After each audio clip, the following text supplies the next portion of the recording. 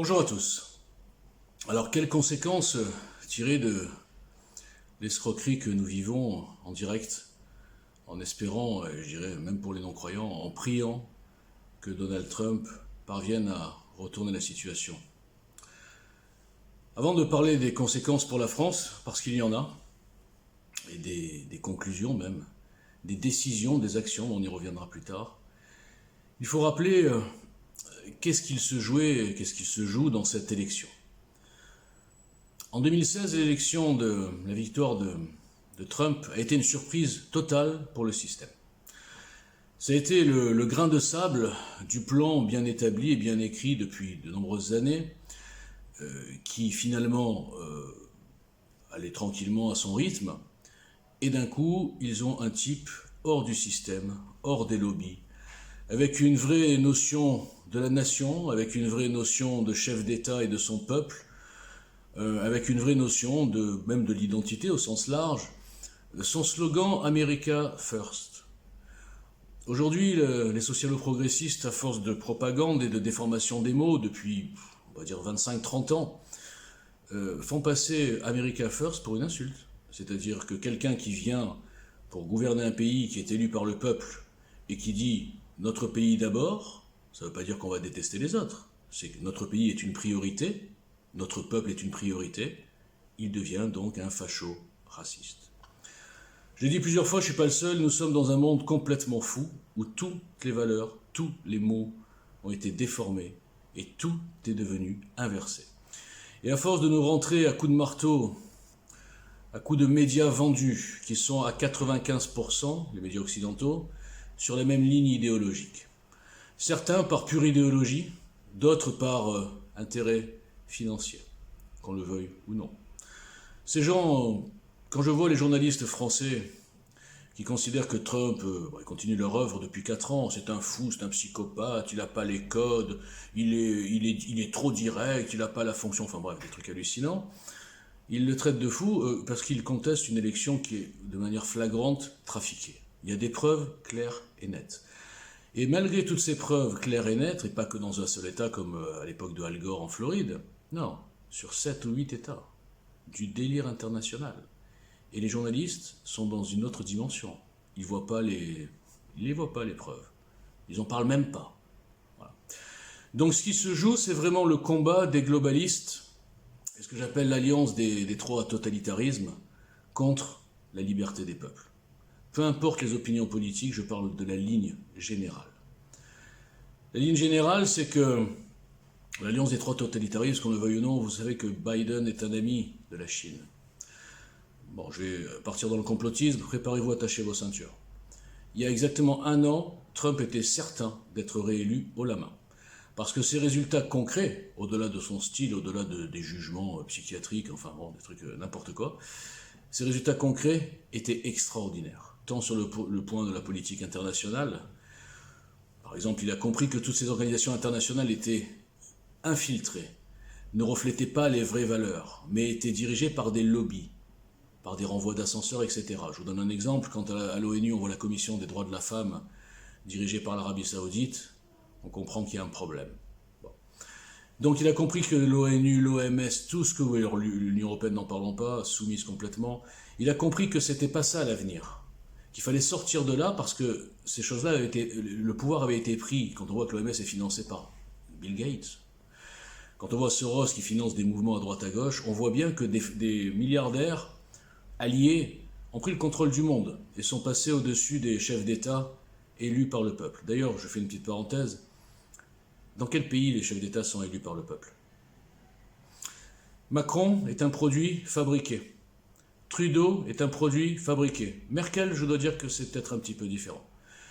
Donc aujourd'hui, nous avons la bien-pensance, on va dire le camp du bien, qui a pris possession de toute la parole publique. Tous les médias qui intoxiquent du matin au soir les gens. N'oubliez jamais que je crois qu'il n'y a que 10% des gens qui s'informent ailleurs que sur BFM et France 2, ou l'AFP, ou des choses. D'ailleurs, tous les organismes qui commencent par France, en fait, sont dans l'anti-France. France Culture, France Inter, France 2, c'est une règle, hein, ne l'oubliez pas. Donc les seuls éclairés, les seules personnes qui voient un petit peu l'actualité avec du recul, avec d'autres filtres, on n'est pas beaucoup, les gars. On n'est pas beaucoup. Et on est traité de complotistes. Donc je reviens sur le sujet. Donc c'est un combat vraiment pour l'avenir de notre, non pas civilisation, parce qu'ils veulent la tuer, mais carrément du monde, et de ce que nous voulons comme monde pour nos enfants. Est-ce que nous voulons un monde globalisé, où 20% de la planète écrasera 80%, qui ne seront que des outils, formatés, distraits par Netflix, lobotomisés par tous les médias, et qui finalement voteront pour des outils, avec un costume de politicien, mais qui seront manipulés et payés par des forces pas occultes, hein, ils ne se cachent même plus. Allez voir le compte le site internet Global Goals, et vous comprendrez tout le plan. Maintenant, je reviens sur le plan. Il y a un an, Trump était certain d'être réélu. Le système a paniqué. Il fallait lui mettre des bâtons dans les roues encore plus que ce qu'ils ont fait pendant 4 ans. Des histoires de corruption, de Russes, de n'importe quoi. Ils ne lui ont rien épargné.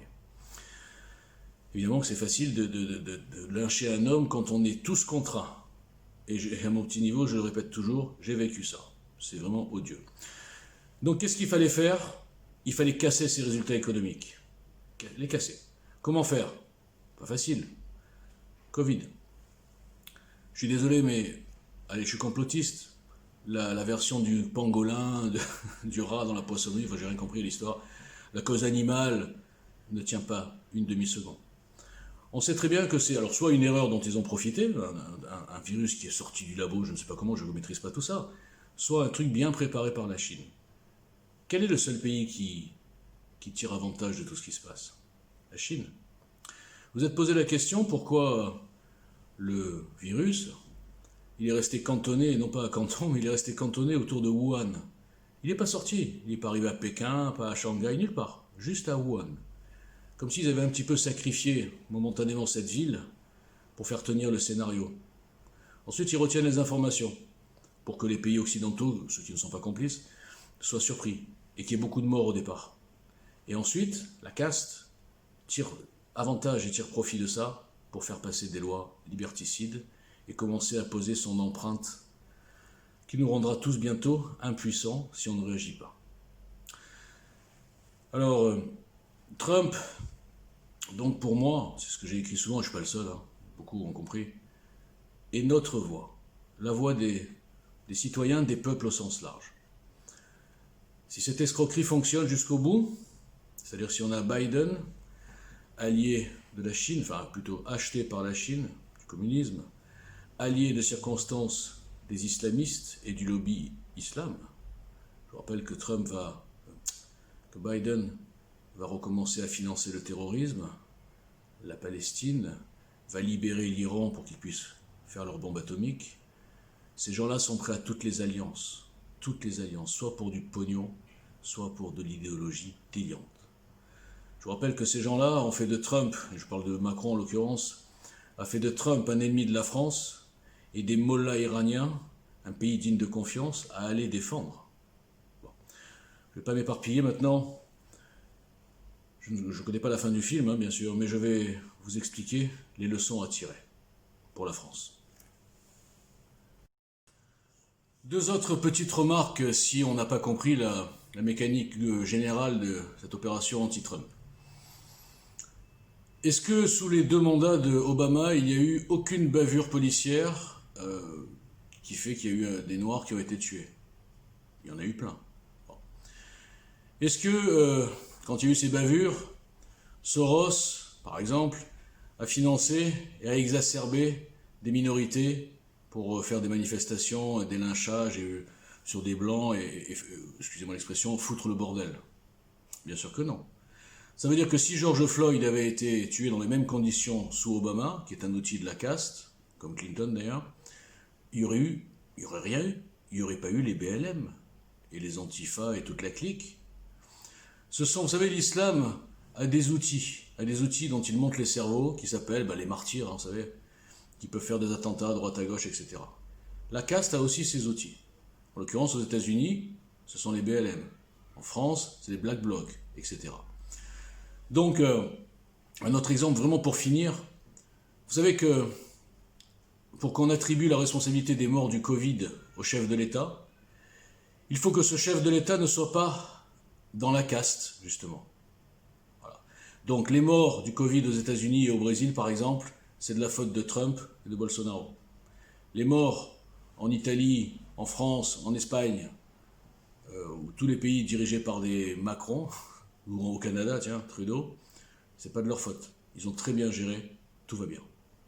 Rien qu'avec ce petit exemple, on comprend le deux poids deux mesures infâme. Donc maintenant, pour la France, voilà les leçons à tirer. Et au passage, je vous dirais que les leçons à tirer aujourd'hui sont écrites depuis 2017 dans le programme EJL et la modernisation de la République, qui s'appelle EJL SIST.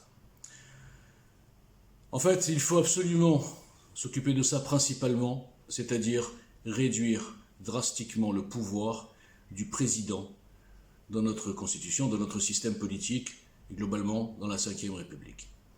Tout ce que nous vivons aujourd'hui est dû à une seule chose, nos institutions, qui permettent à un président et sa petite caste, dans un bureau et avec une Assemblée nationale à sa botte, de diriger le pays sans aucune concertation avec le peuple, sans aucune concertation avec les députés de l'opposition, sans aucune concertation.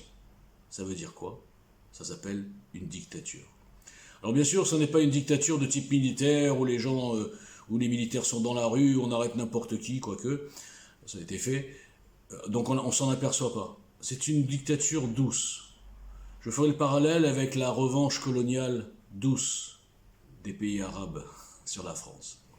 Ça serait à développer.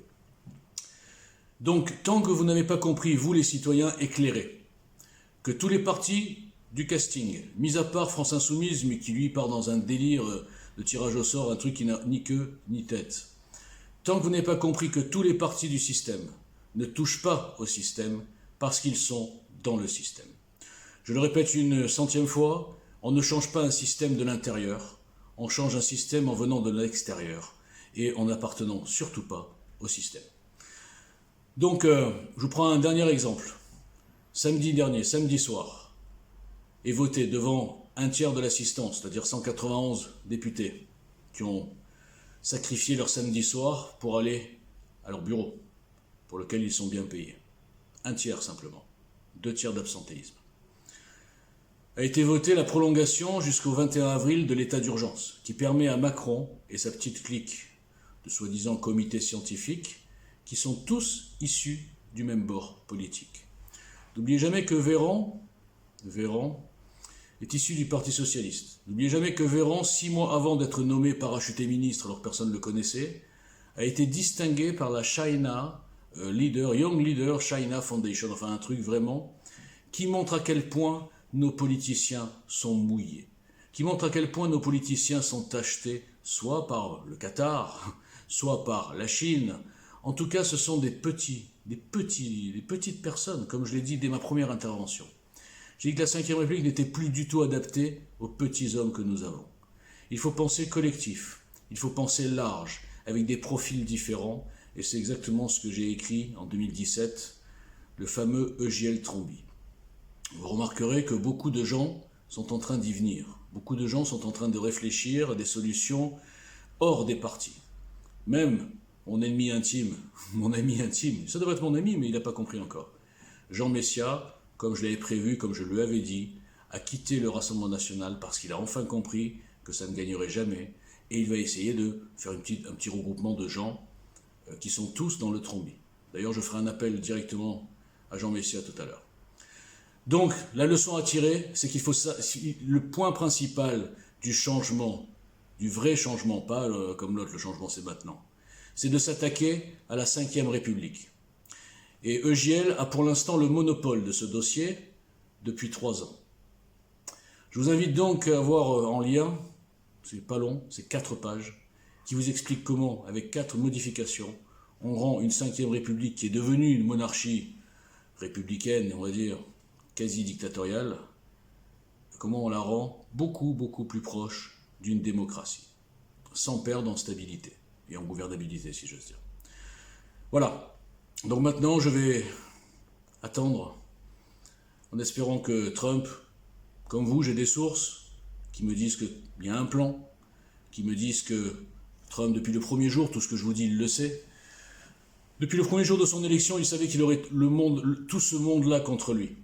Il savait donc que la prochaine élection allait être truquée. D'ailleurs, ce sont des spécialistes, nos amis démocrates alias gauche caviar française. C'est les mêmes mentalités. Donc je ne peux pas croire qu'un type intelligent, intuitif comme lui n'ait pas prévu un plan. Donc j'ose espérer que ça va fonctionner. Et si ça fonctionne, ça mettra à jour aux yeux du monde la saloperie profonde de cette caste. Et peut-être qu'il a pris le risque de ne pas démasquer avant et d'aller au bout du bout, de les pousser à aller encore plus loin pour les discréditer définitivement. Et que les peuples reprennent le pouvoir sur leur monde. Voilà, merci.